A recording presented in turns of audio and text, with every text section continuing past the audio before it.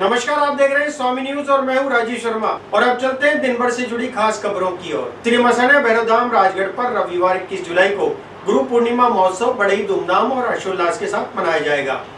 महोत्सव को लेकर धाम के उपासक चंपालाल महाराज के सानिध्य में भैरव भक्त मंडल के सदस्यों द्वारा एक बैठक का आयोजन किया गया। उक्त बैठक में गुरु पूर्णिमा महोत्सव पर राजगढ़ धाम आने वाले सभी श्रद्धालुओं की व्यवस्थाओं को लेकर चर्चा की गई। श्री मसाना भैरवधाम राजगढ़ पर रविवार 21 जुलाई को गुरु पूर्णिमा महोत्सव बड़ी धूमधाम और हर्षोल्लास के साथ मनाया जाएगा। महोत्सव को लेकर धाम के उपासक चंपालाल महाराज के सानिध्य में भैरव भक्त मंडल के सदस्यों द्वारा एक बैठक का आयोजन किया गया। उक्त बैठक में गुरु पूर्णिमा महोत्सव पर राजगढ़ धाम आने वाले सभी श्रद्धालुओं की व्यवस्थाओं को लेकर चर्चा की गई, जिसमें विशेषकर इस बात का ध्यान रखने के लिए दिशा निर्देश दिए गए कि वर्तमान में बारिश का मौसम है और गर्मी भी पड़ रही है, जिसे देखते हुए सुचारू व्यवस्था करने के निर्देश प्रदान किए गए।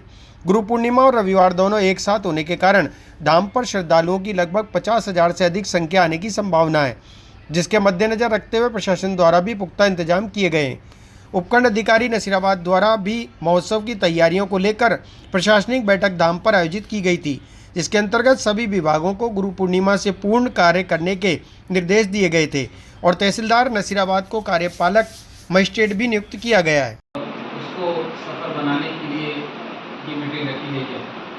आज की इस मीटिंग में मैं माननीय प्रहलाद साहिब जी, जो कि है तो ऑफिशियल ड्यूटी में, लेकिन बाबा के परम भक्त हैं और कार्यकर्ताओं की मीटिंग है, तो कार्यकर्ता मीटिंग में आपका बहुत बहुत स्वागत है। अजमेर में यातायात व्यवस्था को बनाए रखने के उद्देश्य से ट्रैफिक इंस्पेक्टर भिखाराम काला ने मैं जाप्ते अनेक स्थानों पर पहुंचकर नो पार्किंग में खड़े वाहनों के चालान बनाए। शहर में बिगड़ी व्यवस्था को सुधारने के उद्देश्य से पुष्कर रोड पर खड़े चौपहिया वाहनों के खिलाफ कार्रवाई की गई और सीनियर वर्ग के आगे तक नो पार्किंग और अतिक्रमण हटाने की कार्रवाई की गई। श्रीमान एसपी साहब ने आदेश फरमाया कि शहर में कहीं भी अतिक्रमण नहीं होना चाहिए।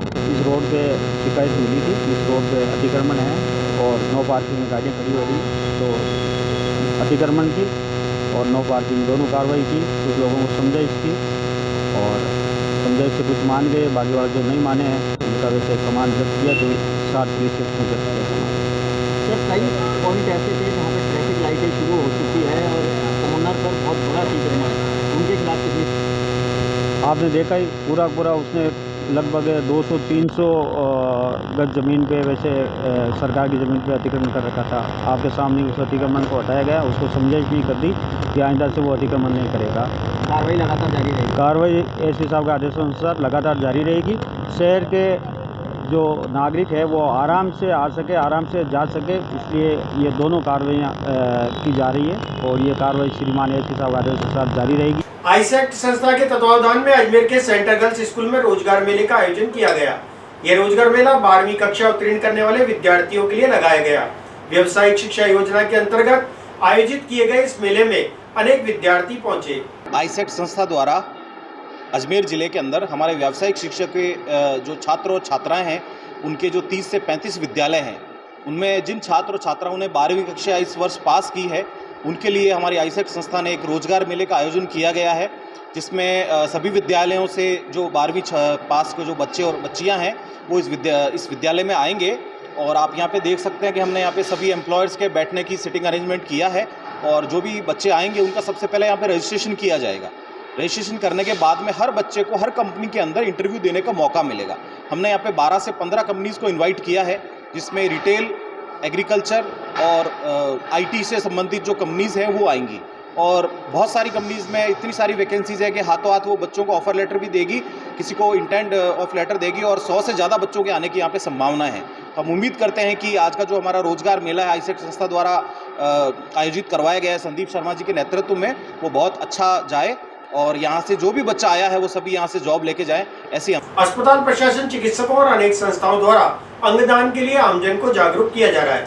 इसी क्रम में आज रेड क्रॉस समिति द्वारा अंगदान और देहदान के प्रति आमजन को जागरूक करने के उद्देश्य से रैली निकाली गई।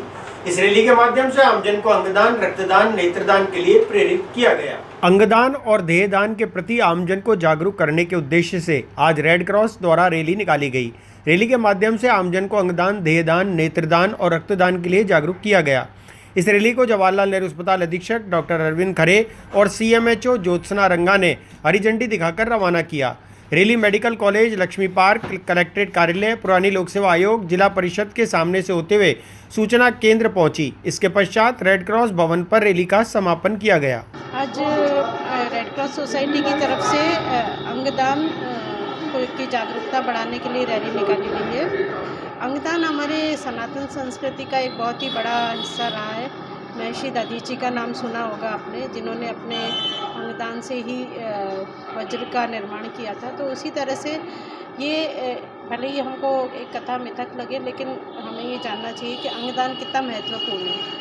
उसी प्रकार जैसे अभी डॉक्टर खरे ने आपको बताया कि जीते जी रक्त का जो दान है वो सबसे बड़ा दान है, क्योंकि रक्त ऐसा है जो आज तक हम अपनी फैक्ट्रीज़ में या साइंटिफिक लैब्स में नहीं बना पाए, और ये एक जीता जागता अंगदान है जो बहुत ही महत्व रख रहा है। बहुत सारी जान हम बचा सकते हैं। उसी तरह से मरणोपरांत हम अपने अंगों का दान करके, देह का दान करके आगे पढ़ने वाले छात्रों की मदद कर सकते हैं। अंगों का दान करके बहुत सारे लोगों को हम जीवन दे सकते हैं। तो इस रैली में यही जागरूकता फैलाने के लिए हमने आज कार्य किया है। उम्मीद है कि लोगों में अंगदान के प्रति जागरूकता बढ़ेगी। भारतीय रेड क्रॉस सोसाइटी अजमेर शाखा ने एक बहुत नेक कार्य किया है। आज अंगदान, रक्तदान, देहदान, ये 3 दान जो सबसे उत्तम दान है, इसको जनता को प्रमोट करने के लिए एक रैली निकाली है। जो आज ये रैली यहाँ से JLN हॉस्पिटल से लेकर के अपने कलेक्ट्रेट से जाएगी और वहाँ से घूम के वापस आएगी। इसका हरी झंडी दिखाने का मेरे को, डॉक्टर ज्योत्सना को ये सौभाग्य मिला कि हम इस रैली को आयोजित कर पाएँ।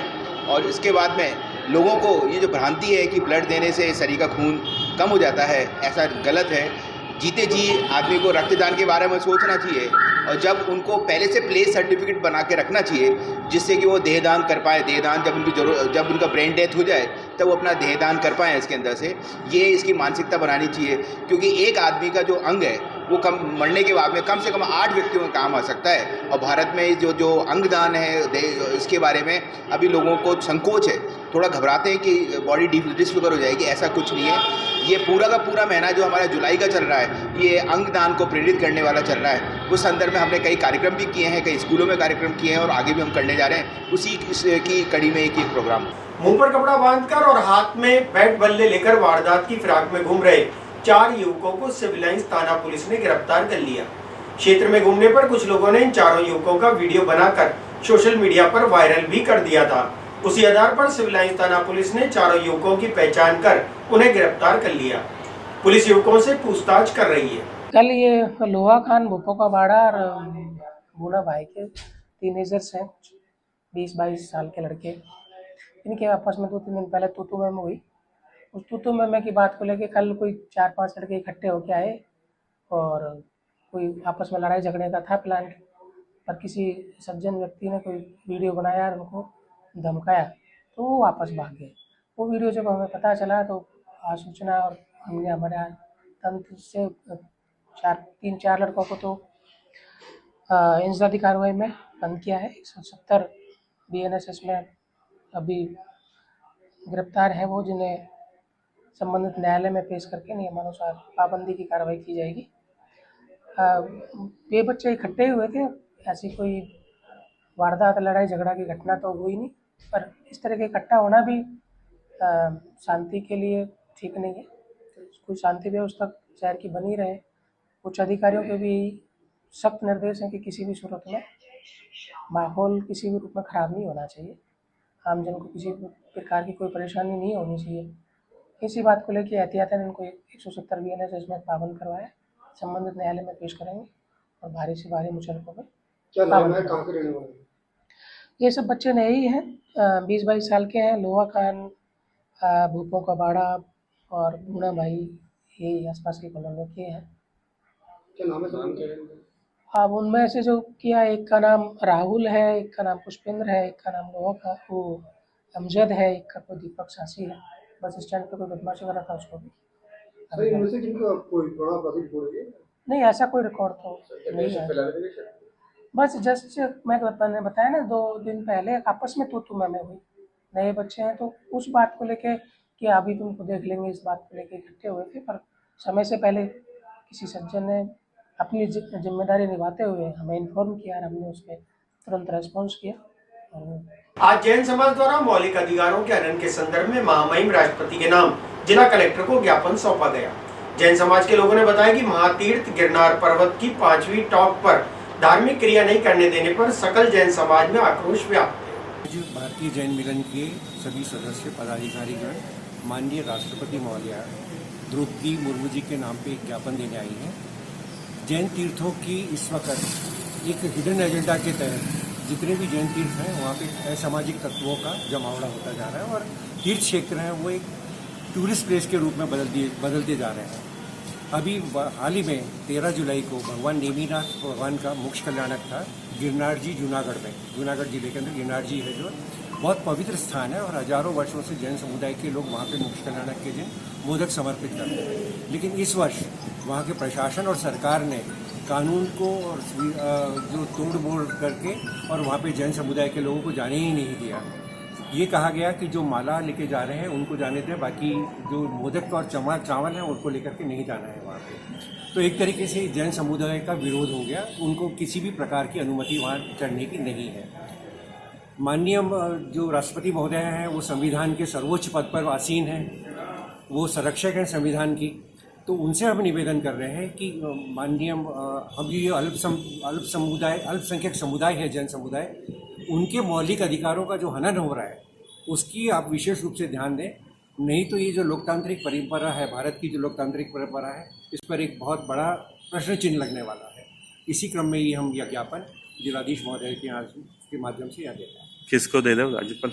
अब ज्ञापन हम अभी एडीएम साहब हैं, राज्यपाल के नाम?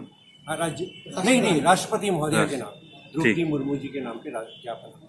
आपका नाम? प्रकाश जैन, प्रदेश अध्यक्ष। अजमेर में सीआरपीएफ GC1 में द स्मार्ट अजमेरियन संस्था की ओर से आयोजित पौधारोपण कार्यक्रम में सीआरपीएफ ग्रुप केंद्र के DIG संजय यादव ने पौधारोपण कर कार्यक्रम का शुभारंभ किया। सीआरपीएफ GC1 में द स्मार्ट अजमेरियन संस्था की ओर से आयोजित पौधारोपण कार्यक्रम में सीआरपीएफ अधिकारियों और संस्था पदाधिकारियों ने पौधारोपण कर पर्यावरण संरक्षण व जागरूकता का संदेश दिया। मुख्य अतिथि सीआरपीएफ ग्रुप केंद्र के 1 के DIG संजय यादव ने पौधारोपण कर कार्यक्रम का शुभारंभ किया। कार्यक्रम के अवसर पर मुख्य अतिथि DIG संजय यादव ने संबोधित करते हुए कहा कि हम सबकी जिम्मेदारी है कि बढ़ते पर्यावरण प्रदूषण को रोकें और पर्यावरण संरक्षण के लिए आगे आएं। अब हम सबको ज़्यादा से ज़्यादा पेड़ लगाने का संकल्प लेना चाहिए ताकि बढ़ते प्रदूषण से देश दुनिया में जो चिंता बनी हुई है उसे ख़त्म किया जा सके। अभियान के तहत 500 पौधे लगाने का लक्ष्य रखा गया है। इस दौरान मुख्य अतिथि यादव ने संबोधित कर द स्मार्ट अजमेरियन संस्था के अध्यक्ष सोना धनवानी के नेतृत्व में चलाए जा रहे पौधारोपण अभियान व सामाजिक समाज सेवा कार्यों की सराहना की। हम लोगों ने द स्मार्ट अजमेरियन के कोलैबोरेशन से एक वृक्षारोपण का कार्यक्रम रखा था हमारे कैंप में, जिसमें हमने फलदार पौधों का वृक्षारोपण आज किया है द स्मार्ट अजमेरियन के सहयोग के साथ में। सर कितने पौधे लगाए, किस किस्म के पौधे लगाए आज? आज हमने फलदार पौधे लगाए हैं और लगभग 40 के करीब हमने लगाए हैं। सर लोग कैसे प्रेरित हो पेड़ पौधे लगाने के लिए कि जो पर्यावरण का संतुलन बिगड़ रहा है, जो भी है पर्यावरण का संतुलन बनाए रखने के लिए अगर हम एक मुहिम चलाएं कि प्रत्येक व्यक्ति एक पेड़ लगाए, तो हिंदुस्तान की आबादी लगभग 140 करोड़ है। तो अगर हर व्यक्ति एक पेड़ लगाए तो हम लोग हर वर्ष लगभग 140 करोड़ हिंदुस्तान में लगा सकते हैं और कुछ ही वर्ष में हिंदुस्तान पूरा हरा भरा प्रदेश हो सकता है। भाजपा प्रदेश अध्यक्ष CP जोशी द्वारा राहुल गांधी के लिए की गई टिप्पणी के विरोध में आज युवा कांग्रेस के कार्यकर्ताओं ने बजरंगगढ़ चौराहे पर भाजपा प्रदेश अध्यक्ष CP जोशी का पुतला फूंक कर प्रदर्शन किया। युवा कांग्रेस कार्यकर्ताओं ने कहा कि प्रदेश अध्यक्ष CP जोशी को सार्वजनिक रूप से माफी मांगनी चाहिए। आज युवा कांग्रेस ने हमारे नेता राहुल गांधी जी के लिए जो बीजेपी प्रदेश अध्यक्ष CP जोशी ने जो गलत टिप्पणी करी है, गाय, हम खुद हिंदू हैं, गाय हमारी माता है, और गाय के लिए ऐसी मनगढ़ंत बात बोलना, किसी मतलब सांसद हमारे नेता राहुल गांधी के लिए जो मनगढ़ंत बात बोली गई है, जिसका यहाँ पे कड़ा विरोध किया गया है, CP जोशी का पुतला जलाया गया है। हमारे नेता राहुल गांधी जी खुद शिव जी के मंदिर जाते हैं, शिव जी की पूजा अर्चना करते हैं, सावनों के अंदर मंदिरों में जाके जल चढ़ाते हैं, सावनों के अंदर अपना व्रत भी रखते हैं। परंतु जो अच्छी बात है वो बीजेपी कभी नहीं बोलेगी और ये मनगढ़ंत बातों का आज युवा कांग्रेस विरोध प्रकट करती है। अगर बीजेपी का कोई भी मंत्री, बीजेपी प्रदेश अध्यक्ष अजमेर पधारेगा तो युवा कांग्रेस काले झंडे दिखाकर उसका विरोध दर्ज कराएगा। और युवा कांग्रेस की ये मांग है कि बीजेपी प्रदेश अध्यक्ष मीडिया के माध्यम से खुले मंच पर माफ़ी मांगे, तभी युवा कांग्रेस उनको माफ़ करेगी। मोहित मल्होत्रा, आज हमने बीजेपी प्रदेश अध्यक्ष सीपी जोशी का पुतला जलाया और पुतला जलाकर बजरंगगढ़ चौराहे पे पुतला जलाया। अजमेर जिला युवा कांग्रेस ने पुतला जला के भी अपना विरोध प्रकट करा और सीपी जोशी और बीजेपी के विरोध प्रकट करते हुए हाय हाय के नारे लगाते हुए अपना विरोध दर्ज। अजमेर के जवाहरलाल नेहरू अस्पताल से आगे एक अधिवक्ता के साथ लूट और मारपीट का मामला सामने आया। एडवोकेट दिनेश टिप्पन ने जानकारी देते हुए बताया कि वे अजमेर वापस लौट रहे थे, तभी अचानक आई एक कार में से कुछ लोगों ने उतरकर उनके साथ लूटपाट की और मारपीट की। इस पर अधिवक्ता ने अज्ञात लोगों के खिलाफ पुलिस थाने में मुकदमा दर्ज कर दिया। मेरे भांजे की जन्मदिन पार्टी थी तो मैं नावा से आ रहा था अपने जनाना के आगे न्यू बाईपास है, नागौर न्यू बाईपास के वहाँ रात को 11:30 बजे समथिंग मैं और मेरे 2 दोस्त साथ में थे। तो आगे से बोले तो कैंपर आई, उसने रोशनी दी आंखों में तो मैंने गाड़ी रोकी सामने से आती हुई। मैंने जैसे ही गाड़ी रोकी एक जना उतर के आया गाड़ी में से, तो उसने जयपुर का रास्ता पूछा। मैंने उसको रास्ता बताया, मैंने कहा पीछे से राइट साइड में जाना भैया। तो उसने कहा गिलास खोल, मैंने कहा गिलास नहीं खोलूँगा, लॉक की थी मेरी गाड़ी। लॉक गिलास नहीं खोला तो उसने गाड़ी का कांच तोड़ा, गाड़ी का कांच तोड़ के चाबी निकाल ली गाड़ी की।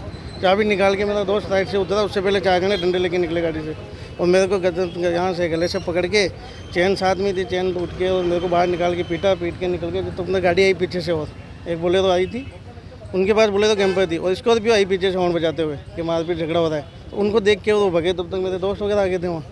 तो वो गाड़ी भगे, पदमपुरा की गाड़ी आती है लोकेशन उसकी। आप जानते थे? मैं नहीं जानता किसी को। क्या चीज़ लेके गए आपकी? मेरी एक सोने की चैन थी, वो लेके गए। क्या कीमत होगी चेन की? 1.5-2 लाख रुपये समथिंग की है, 2-2.5 तोला चेन है। तो आपने मामला दर्ज करवा दिया? हाँ, मुकदमा दर्ज किया किशनगंज थाने में। आपका नाम? मेरा नाम दिनेश कबीर। अजमेर के रेलवे अस्पताल में कार्यरत डॉक्टर प्रिया गर्ग ने दिल्ली एयरपोर्ट पर एक बुजुर्ग की CPR देकर जान बचाई। डॉक्टर गर्ग ने बताया कि अचानक एक वृद्ध को हार्ट स्ट्रोक आया था, तभी उन्होंने तुरंत बिना समय गंवाए हुए वृद्ध व्यक्ति को CPR देकर उसकी जान बचा ली। इस कार्य के लिए डॉक्टर प्रिया गर्ग की जगह जगह प्रशंसा और सराहना की जा रही है।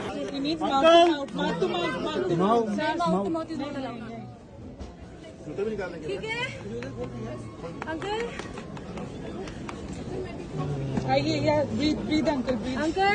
you're fine. आराम से। Yes, he's fine.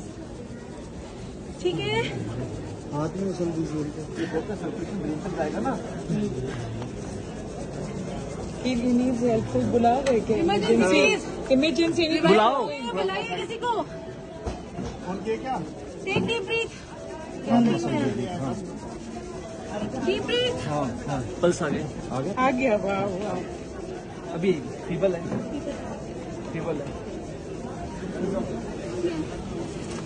नहीं, आ गया। नहीं। अभी रुको, एक मिनट रुको। नो, अभी रख दो। थोड़ा हवा खुला